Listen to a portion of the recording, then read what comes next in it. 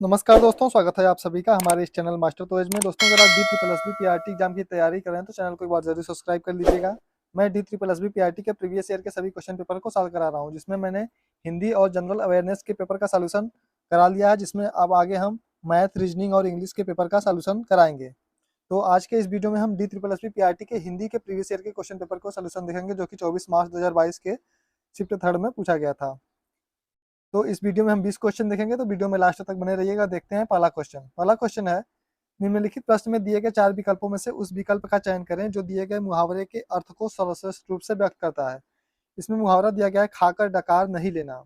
इसका हमें अर्थ बताना है। पहला ऑप्शन दिया है हजम कर जाना, दूसरा है परवाह नहीं करना, तीसरा ऑप्शन है बदनाम होना और चौथा ऑप्शन है हजम न होना। तो क्वेश्चन नंबर 1 का राइट आंसर है ऑप्शन नंबर फर्स्ट हो जाएगा, हजम कर जाना, यानी खाकर डकार नहीं लेना यानी हजम कर जाना। इसका वाक्य प्रयोग है, जैसे कुछ अफसर राजस्व का लाखों रुपए खाकर भी डकार नहीं लेते हैं। नेक्स्ट क्वेश्चन देखते हैं। क्वेश्चन नंबर सेकंड है, निम्नलिखित वाक्यों में से सरल वाक्य ज्ञात कीजिए। सरल वाक्य क्या होता है? जिसमें एक ही कर्ता हो और एक ही क्रिया हो, सरल वाक्य कहलाता है। जैसे इसमें देखिए दिया है पहला, जैसे ही दीपांशु आया वैसे ही रोने लगा। ये कौन सा वाक्य है? ये मिश्र वाक्य है, क्योंकि यहाँ पे वैसे शब्द का प्रयोग किया गया जो कि योजक शब्द के रूप में होता है मिश्र वाक्य में। जब दीपांशु आया तब वह रोने लगा, ये कौन सा वाक्य? ये भी मिश्र वाक्य है, क्योंकि यहाँ पर भी तब योजक शब्द का प्रयोग किया गया है। और जो तीसरा वाक्य है, दीपांशु आते ही रोने लगा, ये आपका सरल वाक्य है, क्योंकि इसमें एक ही कर्ता और एक ही क्रिया है। चौथा ऑप्शन, दीपांशु आया और आते ही रोने लगा, तो ये कौन सा वाक्य? ये संयुक्त वाक्य है, क्योंकि इसमें और संयोजक शब्द का प्रयोग किया गया है। तो क्वेश्चन नंबर 2 का राइट आंसर है ऑप्शन नंबर थर्ड, दीपांशु आते ही रोने लगा। नेक्स्ट क्वेश्चन देखते हैं। क्वेश्चन नंबर थर्ड है, दिए गए वाक्य में उपयुक्त विराम चिन्ह का चयन कीजिए। इसमें वाक्य दिया है, अमीना तुम कब आई। इसमें पहला ऑप्शन दिया है लोप चिन्ह का, दूसरा है प्रश्नवाचक चिन्ह का, तीसरा ऑप्शन है अल्प विराम का और चौथा ऑप्शन है विवरण चिन्ह का। क्वेश्चन नंबर थर्ड का राइट आंसर है ऑप्शन नंबर सेकेंड, प्रश्नवाचक चिन्ह। अमीना तुम कब आई, इसके बाद हम प्रश्नवाचक चिन्ह का प्रयोग करेंगे। नेक्स्ट क्वेश्चन देखते हैं। क्वेश्चन नंबर 4 है, निम्नलिखित शब्द का पर्यायवाची नहीं है, ज्ञात कीजिए। इसमें बताना है नौका का कौन सा पर्यायवाची नहीं है। पहला दिया है नाव, दूसरा है सारंग, तीसरा है तरिड़ी और चौथा ऑप्शन है जलयान। तो क्वेश्चन नंबर 4 का राइट आंसर है ऑप्शन नंबर सेकंड, सारंग। नाव का पर्यायवाची क्या क्या होता है? नाव होता है, तरिड़ी होता है, जलयान होता है, बेड़ा होता है, डोंगी होता है, ये सब नाव के पर्यायवाची हैं। और जो सारंग है ये नाव का पर्यायवाची नहीं है। सारंग किसका पर्यायवाची है? ये सिंह का पर्यायवाची है, यानी शेर का। नेक्स्ट क्वेश्चन देखते हैं।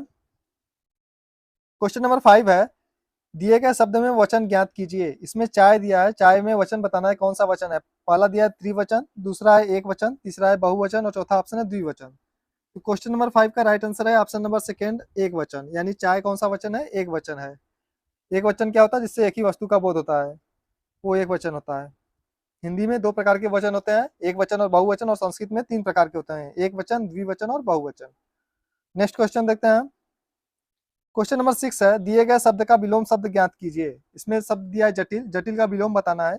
पहला दिया है काट्य, दूसरा है कटु और तीसरा ऑप्शन है सरस और चौथा ऑप्शन है कठोर। तो क्वेश्चन नंबर 6 का राइट आंसर है ऑप्शन नंबर थर्ड हो जाएगा। जटिल का विलोम क्या होता है? सरस होता है। जटिल मतलब होता क्या है? जटिल मतलब होता है कठिन, कठिन होता है, दुर्बोध, यानी जो आसानी से सुलझ न सके। और सरस मतलब होता है रसीला या रस्युक्त या सरल, ये सरल का अर्थ होता है। नेक्स्ट क्वेश्चन देखते हैं। क्वेश्चन नंबर 7 है, निम्नलिखित वाक्यों में से संयुक्त वाक्य ज्ञात कीजिए। पहला दिया है, जब आप वहां जाएं तो बैठ जाएं, ये कौन सा वाक्य है? ये मिश्रित वाक्य है।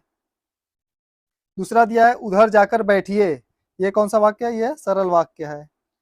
तीसरा ऑप्शन है, वहां जाकर बैठिए, ये कौन सा वाक्य है? ये सरल वाक्य है। सरल वाक्य में एक ही कर्ता और एक ही क्रिया होता है। चौथा ऑप्शन है, वहां जाइए और बैठिए, तो यहाँ और योजक शब्द का प्रयोग किया गया है, ये कौन सा वाक्य हो जाएगा? आपका संयुक्त वाक्य हो जाएगा। तो क्वेश्चन नंबर 7 का राइट आंसर क्या हो जाएगा? ऑप्शन नंबर 4 हो जाएगा, वहां जाइए और बैठिए, ये संयुक्त वाक्य है। नेक्स्ट क्वेश्चन देखते हैं। क्वेश्चन नंबर 8 है, निम्नलिखित प्रश्न में दिए गए 4 विकल्पों में से उस विकल्प का चयन करें जो दिए गए मुहावरे के अर्थ को सर्वश्रेष्ठ रूप से व्यक्त करता है। इसमें मुहावरा दिया है जल थल एक होना। पहला ऑप्शन दिया है जल में थल दिखना, दूसरा ऑप्शन है सफलता मिलना, तीसरा ऑप्शन है खूब वर्षा होना और चौथा ऑप्शन है जमीन आसमान एक करना। तो क्वेश्चन नंबर 8 का राइट आंसर है ऑप्शन नंबर थर्ड, खूब वर्षा होना। जल थल एक होना मतलब खूब वर्षा होना, इसका वाक्य प्रयोग है, आज आज लग रहा है कि जल थल एक ही होकर रहेगा। नेक्स्ट क्वेश्चन देखते हैं। क्वेश्चन नंबर 9 है, दिए गए वाक्य में क्रिया ज्ञात कीजिए। इसमें दिया है शिशु रो रहा है, इसमें कौन सी क्रिया है? पहला दिया है सकर्मक क्रिया, दूसरा है पूर्वकालिक क्रिया, तीसरा ऑप्शन है संयुक्त क्रिया और चौथा ऑप्शन है अकर्मक क्रिया। तो क्वेश्चन नंबर 9 का राइट आंसर है ऑप्शन नंबर 4 अकर्मक क्रिया। यहाँ पर रोने का प्रभाव कर्ता यानी शिशु पर पड़ रहा है, तो यह अकर्मक क्रिया के अंतर्गत आएगा। अकर्मक क्रिया होता क्या है? क्रिया का वह रूप जिसमें क्रिया द्वारा होने वाले व्यापार का फल कर्म पर न पड़कर कर्ता पर पड़ता हो, तो वहां अकर्मक क्रिया होता है। जैसे रमेश दौड़ रहा है। नेक्स्ट क्वेश्चन देखते हैं। क्वेश्चन नंबर 10 है, निम्नलिखित में से कौन सा शब्द विदेशत शब्द नहीं है? इसमें हमें विदेशज शब्द कौन सा नहीं है ये बताना है। पहला दिया है इसमें तलाश, दूसरा है फुनगी, तीसरा है तौलिया, चौथा ऑप्शन है पटाखा। तो क्वेश्चन नंबर 10 का राइट आंसर क्या हो जाएगा? ऑप्शन नंबर सेकंड हो जाएगा फुनगी। फुनगी क्या है? ये देशज शब्द है, और फुनगी का मतलब क्या होता है? जो पेड़ की शाखा का सबसे ऊपरी भाग होता है वो फुनगी कहलाता है। विदेशज शब्द जैसे इसमें दिया है तलाश है, ये तलाश, तौलिया, पटाखा, ये सभी विदेशज शब्द है। विदेशज शब्द के अंतर्गत जैसे कि इसमें भाषा कौन कौन से आते हैं? अरबी, फारसी, तुर्की, अंग्रेजी, पुर्तगाली, ये सब विदेशज के अंतर्गत आते हैं। और देशज शब्द क्या होता है? देशज जैसे क्षेत्रीय भाषा के तौर पर जो प्रयोग करते हैं वो देशज शब्द, जैसे लोटा होता है, कटोरा होता है, डिबिया होता है, खिचड़ी होता है, जूता होता है, तेंदुआ होता है, कलाई, ये सभी देशज शब्द होते हैं। नेक्स्ट क्वेश्चन देखते हैं। क्वेश्चन नंबर 11 है, दिए गए शब्द युग्म का सही शब्द युग्म ज्ञात कीजिए। इसमें दिया है इंद्रा और इंद्र, इसमें सही शब्द युग्म बताना है हमें। तो पहला दिया है बाधा और इंद्राणी, दूसरा है इंद्राणी और सूरपति, तीसरा ऑप्शन है उदधृत और देवी, और चौथा ऑप्शन है देवी और शिक्षा। तो क्वेश्चन नंबर 11 का राइट आंसर है ऑप्शन नंबर सेकंड इंद्राणी और सूरपति। इंद्रा का मतलब है इंद्र की पत्नी या सची, और इंद्र का मतलब है देवराज या वर्षा का देवता। नेक्स्ट क्वेश्चन देखते हैं। क्वेश्चन नंबर 12 है, निम्नलिखित वाक्य में रेखांकित भाग का वाक्यांश के लिए उचित शब्द का चयन कीजिए। इसमें दिया है वाक्यांश के लिए उचित शब्द जो कम बोलता हो, इसके लिए वाक्यांश क्या होगा? पहला दिया है बहुभाषी, दूसरा है अल्पभाषी, तीसरा है बहुश्रुत और चौथा ऑप्शन है बहुभाषाविद। तो क्वेश्चन नंबर 12 का राइट आंसर है ऑप्शन नंबर सेकंड अल्पभाषी। जो कम बोलता हो अल्पभाषी कहलाता है। जो कई भाषाएं बोलता है उसे जो कई भाषाएं बोलता है, कई भाषाएं बोलता है उसे बहुभाषी बोल कहते हैं। जिसने बहुत कुछ सुन रखा हो उसे बहुश्रुत कहते हैं, और बहुत सी भाषाओं को जानने वाला क्या कहलाता है? बहुभाषाविद कहलाता है। नेक्स्ट क्वेश्चन देखते हैं। दोस्तों, अगर आपको वीडियो अच्छा लगा हो तो एक बार वीडियो को जरूर लाइक कर दीजिएगा, और अगर चैनल पर नए हैं तो चैनल को सब्सक्राइब कर लीजिएगा। क्वेश्चन नंबर 13 है, दिए गए वाक्य का काल ज्ञात कीजिए। इसमें दिया है वाक्य दिया है, आधुनिक युग की मीरा महादेवी वर्मा ने मेरा परिवार नामक संस्मरण लिखा। ये कौन सा काल है बताना है। पहला ऑप्शन है सामान्य भूतकाल, दूसरा है आसन्न भूतकाल, तीसरा है पूर्ण भूतकाल और चौथा ऑप्शन है अपूर्ण भूतकाल। तो क्वेश्चन नंबर 13 का राइट आंसर क्या हो जाएगा? ऑप्शन नंबर सेकंड हो जाएगा आसन्न भूतकाल। आसन्न भूतकाल होता क्या है? इसमें यह पता चलता है क्रिया अभी कुछ समय पहले ही पूर्ण हुई हो या खत्म हुई हो, तो वो आसन्न भूतकाल कहलाता है। और पूर्ण भूतकाल में क्या होता है? कार्य समाप्त हुए बहुत समय बीत चुका होता है, तो उसे पूर्ण भूतकाल कहते हैं। और अपूर्ण भूतकाल क्या होता है?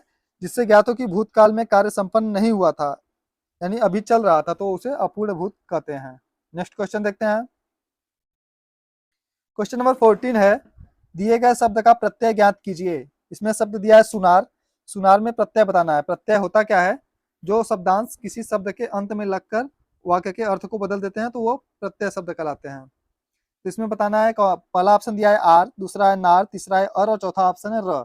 तो क्वेश्चन नंबर 14 का राइट आंसर है ऑप्शन नंबर फर्स्ट आर।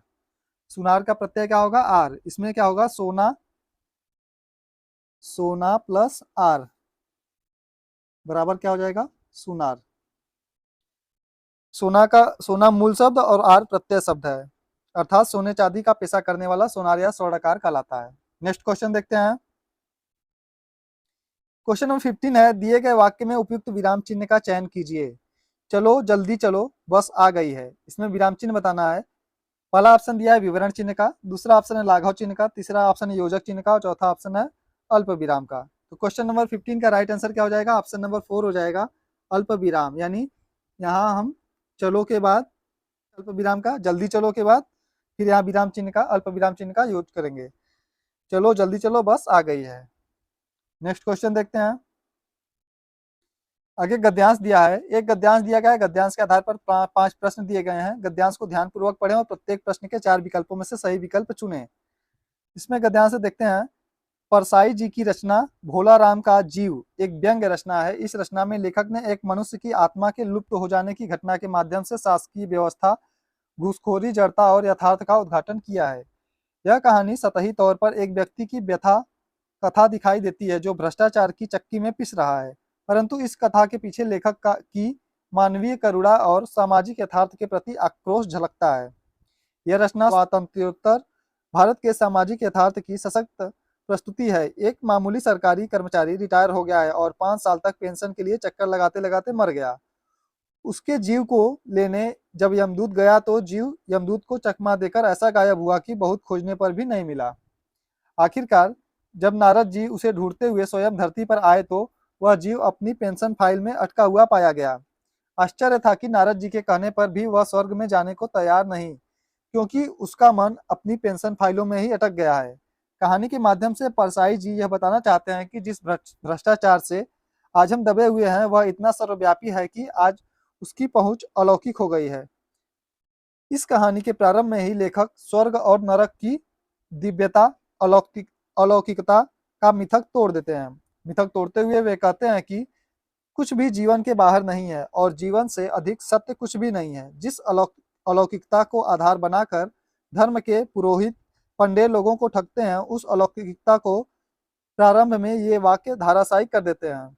यह मनुष्य की जयगान है, क्योंकि परसाई जी की विचारधारा मानती है कि मनुष्य से बड़ा कुछ भी नहीं है। इस कहानी की शैली और भाषा अत्यधिक सरल व स्पष्ट है। इस कहानी का उद्देश्य भ्रष्टाचार की कथा कहना, भ्रष्टाचार कितना सनातन है, यह परसाई जी ने इस कहानी के माध्यम से स्पष्ट रूप से दिखाया है। तो इस गद्यांश के आधार पर देखते हैं कौन कौन से क्वेश्चन पूछे गए हैं। क्वेश्चन नंबर 16 है, लेखक ने समाज की किस व्यवस्था को उजागर किया है। इसमें हमें बताना है, पहला ऑप्शन दिया है अलौकिक, दूसरा है भ्रष्टाचार, तीसरा है सकारात्मक और चौथा ऑप्शन है आशावादी। तो क्वेश्चन नंबर 16 का राइट आंसर क्या हो जाएगा, ऑप्शन नंबर सेकंड हो जाएगा, भ्रष्टाचार की व्यवस्था को उजागर किया है। नेक्स्ट क्वेश्चन देखते हैं। क्वेश्चन नंबर 17 है, जीव का मन कहाँ अटका हुआ था। पहला ऑप्शन इसमें स्वर्ग में, दूसरा है सरकारी दफ्तर में, तीसरा है पेंशन की फाइल में और चौथा ऑप्शन है शासन की व्यवस्था में। तो क्वेश्चन नंबर 17 का राइट आंसर क्या हो जाएगा, ऑप्शन नंबर थर्ड हो जाएगा, कहाँ अटका था, पेंशन की फाइल में। नेक्स्ट क्वेश्चन देखते हैं। क्वेश्चन नंबर 18 है, सरकारी कर्मचारी कितने सालों तक पेंशन के लिए चक्कर लगाता रहा। पहला ऑप्शन है 4 वर्ष, दूसरा है 7 वर्ष, तीसरा है 5 वर्ष और चौथा ऑप्शन है 6 वर्ष। तो हमने गद्यांश में देखा कितना वर्ष था, उसमें 5 वर्ष तक। तो क्वेश्चन नंबर 18 का राइट आंसर क्या हो जाएगा, ऑप्शन नंबर थर्ड हो जाएगा। नेक्स्ट क्वेश्चन देखते हैं। क्वेश्चन नंबर 19 है, दी हुई रचना कौन सी रचना है। पहला इसमें व्यंग दिया है, दूसरा है दुखद, तीसरा है हास्य, चौथा है श्रृंगारित। तो क्वेश्चन नंबर 19 का राइट आंसर क्या हो जाएगा, ऑप्शन नंबर फर्स्ट हो जाएगा, व्यंग। ये व्यंग रचना है परसाई जी की। नेक्स्ट क्वेश्चन देखते हैं। ये हमारा लास्ट क्वेश्चन है, भ्रष्टाचार शब्द का सही संधि विच्छेद क्या होगा।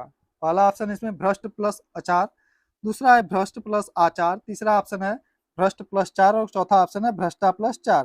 तो क्वेश्चन नंबर 20 का राइट आंसर क्या हो जाएगा, ऑप्शन नंबर सेकंड हो जाएगा, भ्रष्ट प्लस आचार। ये कौन सी संधि हो जाएगी, दीर्घ संधि हो जाएगी। ये दीर्घ संधि हो जाएगी, जिसमें अ प्लस आ मिलकर क्या हो गया है, आ हो गया है। तो दोस्तों आज के वीडियो में बस इतना ही। आज हमने DSSB PRT के हिंदी पेपर का सॉल्यूशन देखे हैं, जो कि 24 मार्च 2022 के शिफ्ट थर्ड में पूछा गया था। अगर आपको वीडियो अच्छा लगा हो तो चैनल को सब्सक्राइब करें, वीडियो को लाइक करें और दोस्तों तक शेयर करना ना भूलें। मिलते हैं नेक्स्ट वीडियो में, तब तक के लिए जय हिंद।